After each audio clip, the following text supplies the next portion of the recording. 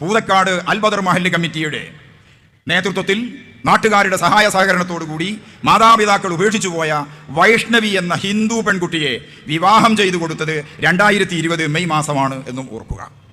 ഇതും കേരളമാണ്. ഇങ്ങനെ എത്ര കാര്യങ്ങൾ നമുക്ക് പറയാനാകും.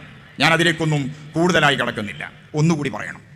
അത് കായംകുളത്ത് ചേരാവള്ളി എന്ന് പറയുന്ന ഒരു മുസ്ലിം മഹലുണ്ട്. ആ മഹല്ല് ജമാഅത്ത് കമ്മിറ്റി അശോകന്റെയും ബിന്ദുവിന്റെയും മകൾ അഞ്ജുവിന്റെ വിവാഹം നടത്തിക്കൊടുത്തു.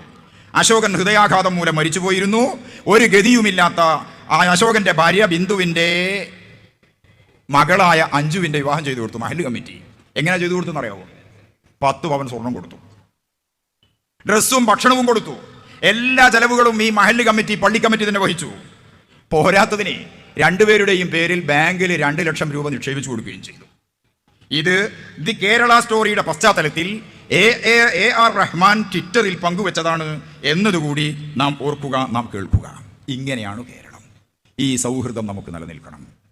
കേരളത്തിൻ്റെ കൾച്ചറൽ ഹെറിറ്റേജ് അത് പാരസ്പര്യത്തിൻ്റെതാണ്, അത് ബഹുമാനത്തിൻ്റെതാണ്, ചേർത്തുപിടിക്കലിൻ്റെതാണ്, ഉൾക്കൊള്ളലിൻ്റെതാണ്.